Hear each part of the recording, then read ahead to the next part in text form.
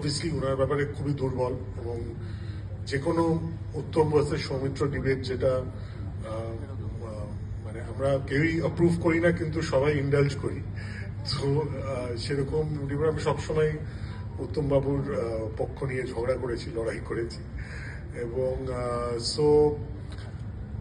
এবং অবভিয়াসলি তার একটা খুব বড় ফসল অতি উত্তম বলে ছবিটা, যেটা 6 বছর ধরে টুকরো টুকরো করে তার নানান ছবি থেকে তৈরি করে বানানো। সো আমার ওই দুর্বলতাটা কাজ করে, but even as a neutral observer of Bengali linguistics, cinema, culture, I think he's become an emblem. Absolutely agree with you.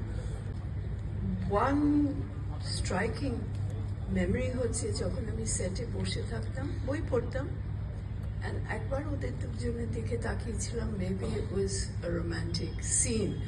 They didn't খুব বেশি একটা জড়াজড়ি করতে দেখিনি মার কোনো ছবিতে, বাট যেভাবে কাজ করতো, it's like the inside of a watch. একটা ঘড়ি এইদিকে, একটা মেশিন এইদিকে করছে, একটা মেশিন অন্যদিকে করছে, but they were in perfect harmony and sync. And আমি ওনাদের, আমার মায়ের মেয়ে হয়ে, আই আস্কড হার ওয়ান্স, মা তুমি বিয়ে করোনি কেন ওনাকে, or did you think of বিয়ে করা? And she just laughed and she said, that was it. আমার